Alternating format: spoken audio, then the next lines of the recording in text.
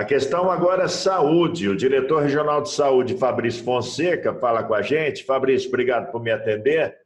Nos explique como é que está essa situação desta semana, né? Uma semana tão importante, onde nós chegamos a um número de 2.000 casos de Covid aqui na nossa região de Ribeirão Preto. Um abraço para você, Fabrício. Um abraço, Jota. Um abraço a todos que acompanham você aí, seja na rádio, seja nas redes sociais, e a toda a população.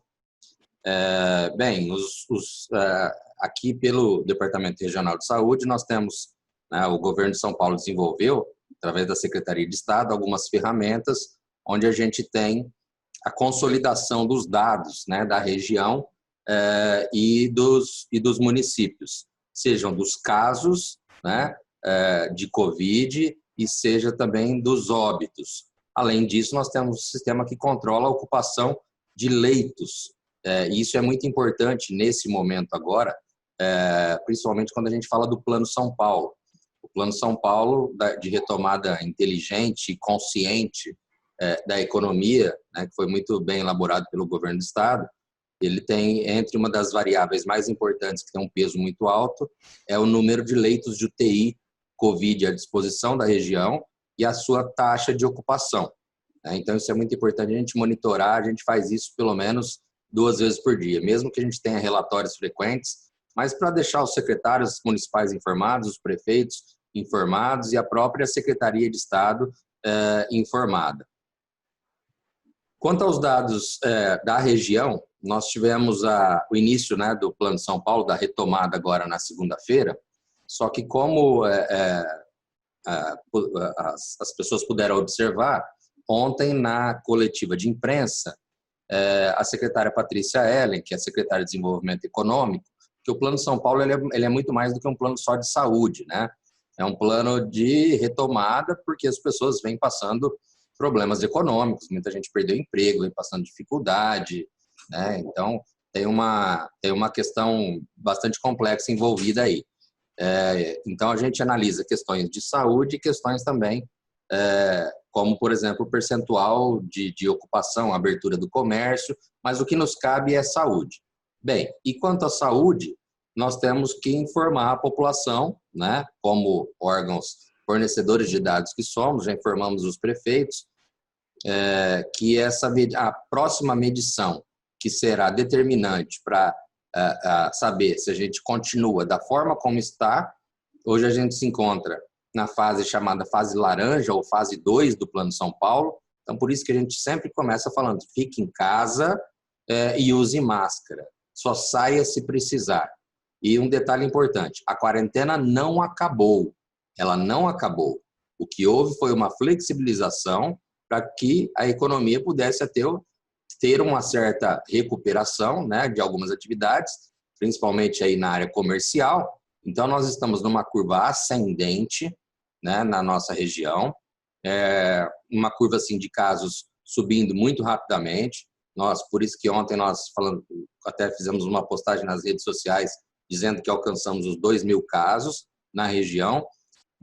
Lembrando que o município ele não sai sozinho ou volta de fase ou permanece sozinho dentro do Plano São Paulo.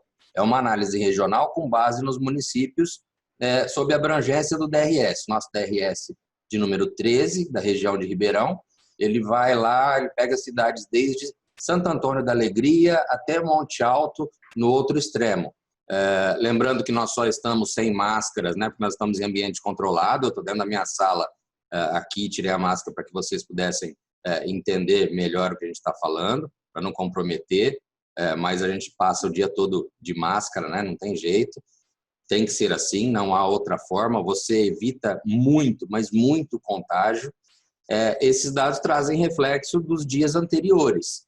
Então, assim, nós vamos ver já na próxima terça-feira. As medições do Plano de São Paulo, elas se dão nas terças-feiras e o governador anuncia as regiões onde elas ficam, junto com a Secretaria de Desenvolvimento Regional, que é lá o secretário Marco Vignoli, e a Desenvolvimento Econômico, que é a secretária Patrícia Ellen, junto com a Secretaria da Saúde, Dr. German, e o Comitê de Contingenciamento do Estado de São Paulo.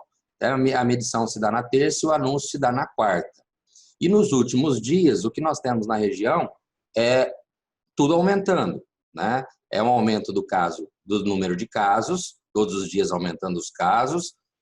Também temos que reconhecer que aumentou a testagem, né? Isso é importante saber, aumenta o número de casos à medida que você faz mais testes. São Paulo desenvolveu uma plataforma, né, sob agora a coordenação do Dr. Dimas Covas, do Butantan, que aumentou a testagem no estado, então o número de casos sobe. Só que se subisse só o número de casos assintomáticos ou sintomáticos leves, isso até não seria ruim, porque a gente vai criando uma imunização na população.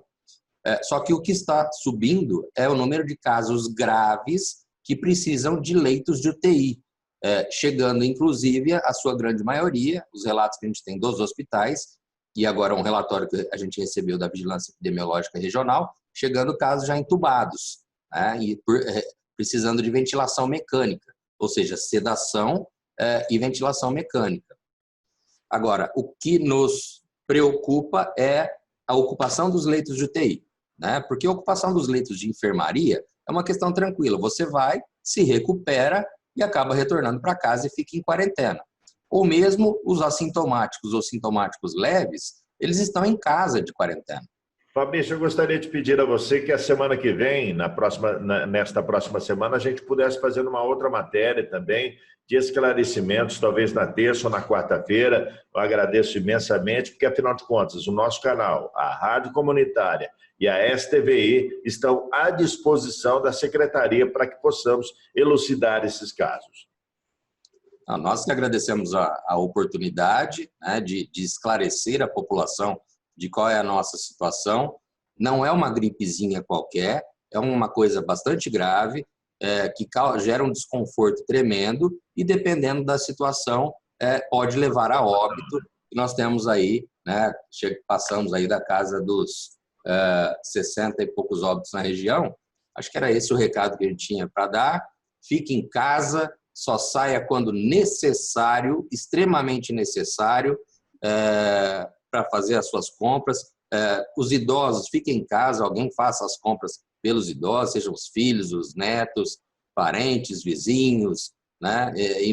Quanto mais a gente mantiver o isolamento social, o distanciamento social, menor a taxa de transmissão e a gente vai conseguindo cumprir o nosso papel, que é salvar vidas. Em primeiro lugar, salvar vidas. A retomada da economia virá, vai passar, nós vamos vencer, mas tenham um pouco de calma e paciência, porque não adianta nada passar esse período e você não está vivo para contar que passou depois, né? Ou ter alguém na sua família que possa ter um agravamento.